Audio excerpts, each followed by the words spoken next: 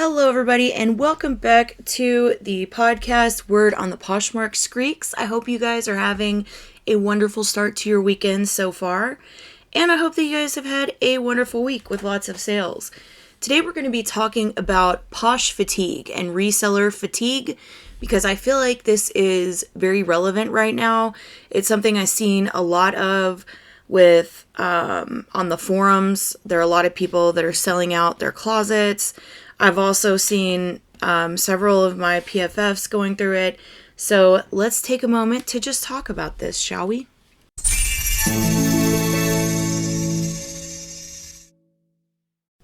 So basically, I guess we can start by talking about what the problem is and kind of go from there. So there's a lot of posh fatigue going on right now that I can tell with my PFFs. I've seen a lot of people just really going through it. And then I've seen on the forums, and there's always people on the forums that are wanting to sell out their closet, sell out their inventory. And I feel like those posts have been increasing. So I feel like we've been starting to see a lot more people selling out their inventory. So this leads me to believe there is a lot of posh fatigue going on. I also still see people consistently complaining about posh shows and how posh shows have, destroyed everything and all of that. I will say this. I do think that posh shows made $3 to $5 starts acceptable, which really kind of sucks. It's kind of a double-edged sword with the live shows. The thing about it is that when the live shows first started, they first started last year, I think August, September, something like that. I got access to posh shows maybe at the end of September, beginning of October. I was in maybe one of the second or third groups that were approved to do posh shows. And at the very beginning, when we started doing the posh shows, they went really well because it was only available to a limited number of people on the platform. At the time, I think they were just starting out by making it available to Poshmark Ambassador 2s. And I don't think there were a lot of them at that time because they had pretty much just barely rolled out their Ambassador 2 program. So I feel like that played into it as well. There just weren't as many. And then when I did get approved, I started out doing just clothes because that's what I'd done up to that point. I started doing Halloween shows and things like that, which some of you might remember. And the thing about doing posh shows back in those days, it was so long ago, my gosh, it feels like it sometimes. But really, I guess it was about a year ago. So when I first started doing them, everything would usually end up being sold out. Even, just literally everything. People wanted to buy everything. And not only were things sold out, but there were bidding wars on pretty much everything. And, I don't know, it was a really good time for making money. It's, everybody, if you had access to posh shows, then you were in a smaller group, and so the money was better. But yeah, no, I would sell out of pretty much almost everything every time. And then that's how I started doing the painting shows, because I thought, well, maybe people want to watch this, because it'll be something different. It turned out they did. Of course, because of the state of the economy right now, there's less disposable income. So people are not buying things they don't need. Just that's the bottom line. So you really have to adjust your strategy into more of a recession era type mentality. And a lot of people that are handcrafters, and I'm kind of going to jump around in this episode, so I apologize in advance, but this is going to be kind of a scatterbrained thought process, I guess. But, it's especially hard for people that do handmade and they create artistic pieces as well, because, not only are you paying for materials, you're paying for your time. There's all kinds of things that go into it. And so those are things that it's really hard to price more cheaply. Clothing and things like that, depending on where you source your items, depending on where you get your inventory, you're able to still make money there. I mean, I get my things from the bins. I go to Denver and I go to the Goodwill bins, which I absolutely love. And right now, that's where I'm getting my inventory, because the resale shops in my area that I used to go to get things, they're completely unreasonable. So I have to go to Denver and go get my shit there, which, I mean, I enjoy going, so it's not a big deal for me because I really love to go, and I also can find things that I can use to repurpose. And I guess that's what I'm trying to say. You have to be like a willow tree. You have to bend and not break, okay? You have to bloom where you're planted, even if it's a freaking crack in the sidewalk on Skid Row. Like, you know, which is pretty much how it feels like right now with everything going on. So, in the economy. And so you pretty much have to, you know, as they said in Project Runway, make it work time. And if you are a crafter or somebody that makes handmade items, if you're a crafter or somebody that makes handmade items, usually you don't just make one product. You're good at making a lot of things, and you do sell a variety of items. And so what that would mean is, like, for example, if you've ever been to the thrift stores in my area sell craft things. Like, they sell yarn, they sell knitting needles, they sell different things. And definitely at the Goodwill bins, they have those things even cheaper there as well, because you're buying inventory by the pound there. So I feel like, you know, maybe you're a crochet, you're a knitter, whatever. And so maybe you could try getting your yarn, you know, a little cheaper somewhere else, because even yarn's gone up, right? So I'm just giving an example, but just think of other things that you can do. Like, for example, I've gotten, like in the spring last year, I got really into wood crafting and making succulent pots, because I also grow and I sell some succulents. Not as many as our friend Randy, who has amazing succulents, but I do sell a couple, and I like making the little pots. I was really into that this spring for a while. And, you know, I got those basically I got the wood that I used either from a tree, like, and I literally drilled a hole out of a stick, or I got recycled wood and things. People usually like give away like wood on Craigslist all the time. So you're just going to have to change things up a bit so that you're spending less money on your materials and more money for profit. So that's one thing you could do. Another thing that you could do is make sure that you are scheduling your shows regularly. And this is where I think a lot of us have kind of fallen off, and I'm putting myself in this category too. You know, there have been times where I've been really good about it and times where I've been not so great about it. And the times that I was doing really good about it, I was seeing better results. So if you're scheduling shows consistently and regularly, and you're making sure that you are putting yourself out there so that people see your face. The thing about this app is that, yes, sometimes people are on here for a little while, but there's always new people that come in and out and in and out. There's people that join every day. And so you've got to really make sure that you're putting yourself out there consistently as a face, because people tend to look for people that they're familiar with. And if you're on there consistently, that's going to be something that helps you. And I think where a lot of us, and like I said, I include myself in this category, we need to make sure that we're being self-disciplined and putting in the right amount of time, you know? So that means that if you want to do this as a full-time job, as a part-time job, you want to do it to pay for a vacation, you know, really you need to think about what you want out of it first. And you need to take paper to pen and write down numbers, and write down the numbers that you need. And a lot of times looking at numbers too will help you figure out where the problem is. A lot of us keep spreadsheets. That's something that I didn't do at first. I mean, I obviously I keep all my receipts whenever I buy inventory and everything like that for accounting purposes. But I'm talking about a spreadsheet as far as what you paid for each item, what you ended up making on each item, and just doing all the calculations on it.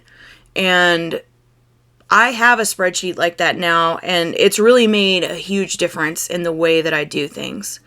Because when you can see the numbers for each thing, then you know exactly what you can negotiate on and what you can't. And so if you aren't keeping a spreadsheet yet, and I'm not, like I said, I'm not talking about general accounting like receipts and different things like that. I'm talking about actually for each piece in your inventory. It's kind of annoying, but it's a really good practice. So that could be something that you could do too. Because when you have something like that, you know exactly how much room you have to negotiate. And it kind of freaks me out and scares me that for the first, I've been doing this for 2 years now. And for the first year or so, I was not even, I was just negotiating with people without a spreadsheet. And that really freaks me out now. So that's something that you can do for sure. Because if you don't know how much you're making and on each day, you need to know your numbers of your business. You need to know everything about it. You need to know everything about your inventory. You need to know everything that's going on. And so I feel like sometimes money can get lost that way. So that would be something that you could do also. And that being said, I've tried to give some suggestions that I think would help people out. I also have some different strategies that I've been testing out and I'm really excited about. So I will be sharing those with you guys soon after I have some results to show you. But I'm pretty excited about this. And there are no inventory costs to doing this. It just costs a little bit of your time. So we will be talking about that soon as I have some stuff. But anyway, so there's a lot of things that you can do. Like I said, we're all having to reevaluate, and that's what I've been doing. I've been trying to think, what can we do to reevaluate? And of course, this also means, are you cross-posting? Are you cross-posting on other platforms? Are all your items, are you not only on Poshmark, and obviously Poshmark is my favorite, and that's primarily what we cover here, but I also have all my stuff listed on Mercari, on eBay, on Depop. Yeah, and I think that's it right now. And cross-posting is annoying. Okay. Oh, and Whatnot. So I've got my things on a couple different platforms, and that's something that you're going to have to do too to increase sets of eyes. Have you sent out offers yet? Have you sent people offers? Are you regularly sending out offers? Are you using a virtual assistant? If you don't have a good VA or you don't want to pay for a VA, be sure to use Flip, and you guys can check out my videos on Flip. And the good thing about Flip is it keeps getting better as time goes by. For example, it was either last week or the week before that Flip released a new feature where they're going to be delisting for you and marking things as sold. Because that was one of the problems that people had with Flip and why they didn't like it. Because, for example, if you sold something on Mercari, it would still show up as for sale on eBay, Poshmark, whatever, all your different platforms. So now they have that to where they do mark all the items. They mark it sold on all platforms. Because, yeah, if that's happened to anybody before it's no fun. And speaking of other platforms, I've really been liking Whatnot lately. I've had a lot of success doing some raid trains recently, and Whatnot even paid us to do the raids. We each got I think it was $20 for doing the shows, and then we made some really good sales in the shows because it increases traffic, and it's a lot more fun when you have a group and everybody's supporting. It's a really, really fun thing. So I would urge people that are having some kind of slump in their sales, try getting on Whatnot if you're on there. I know most of us are on a couple of these. And try getting on there and doing a raid train for clothing, for jewelry, whatever your thing is. And just hit some people up. You don't even have to know people on there. Like, honestly, the last raid train I did, I just started sending random crafters messages. And I'm like, hey, do you want to do this raid train? Whatnot is going to give us some money if we do it. And they're going to advertise it for us for free. We just need to turn all this paperwork in, you know? And so there was that. And also, too, Whatnot, because of all the scamming that goes on Whatnot with, you know, the Pokemon cards and all that weird shit, like, they are cutting back on, I think, that area, and they're really trying to promote the arts and handcrafted section. I email them all the time. I'm like, can you advertise this for me? What's going on? How are you guys doing? Like, you know, why don't you, I'm trying to get them to advertise my painting show right now. So what's great about Whatnot, though, is that they actually have an email address. When you email Posh, you're just emailing Poshmark support, right? And so it's like, dear Poshmark support, you know, can you please? And when you email Posh support, you can be telling them anything from I hate live shows to I have a technical issue. Like, all questions are directed to this one email address. It's, I don't know. And so what I like about Whatnot is that they actually have a person and an email specifically for the arts and handmade department. And I would assume it's that way for clothing and all of that. And I do sell clothing and shoes, and I sell all kinds of stuff. I sell all that on Whatnot too, but I've never had to contact support for any reason for clothing.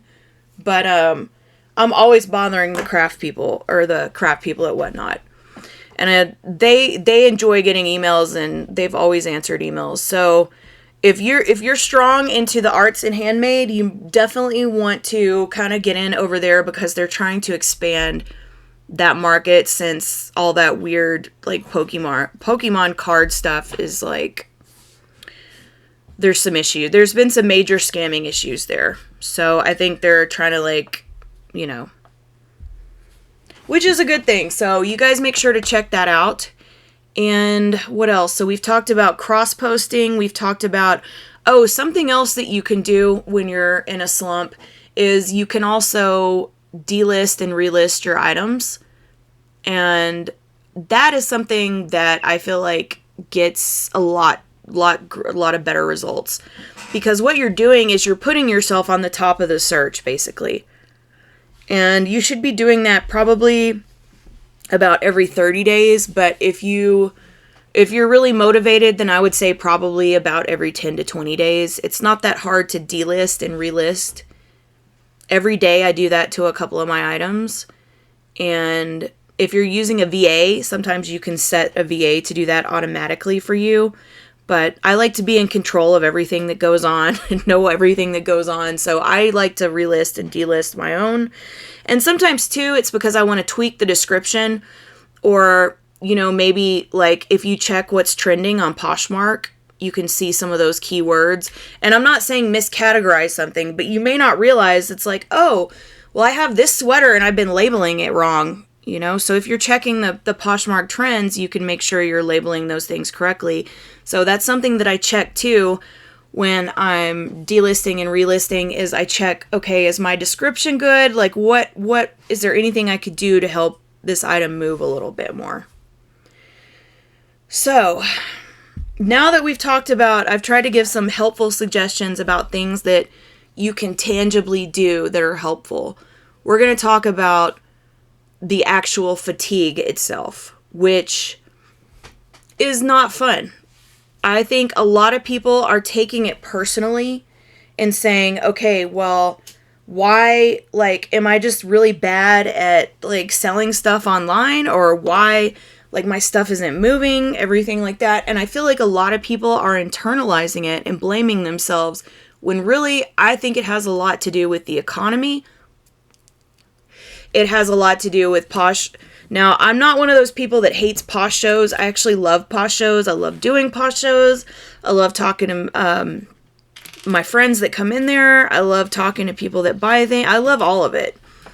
But that being said, I do think that Posh shows put $3 to $5 starts, made it more, there's more pressure to start everything at $3 to $5. For sure. I mean, from day one or day two, there were shows doing that. the thing is that if you don't have an audience in there bidding those items up, it's not a great idea. And when I see a show like that, and people get mad too. People will get mad because for some reason, they didn't realize, oh, if there's only 2 people in here, I probably shouldn't start this Louis Vuitton purse off at $3. Right? But they do anyway. And then when somebody wins the Louis Vuitton, one of the 2 people that are watching win the purse, they throw a fit about it. They start screaming at the audience, and and then they cancel the sale. They're like, no, you're not getting that purse for $3. The thing is that this is the reality for a lot of small business owners, okay? And sometimes it's, either feast or famine. And sadly, a lot of times that depends on the economy. That's why it's so important for you to think about who you vote for.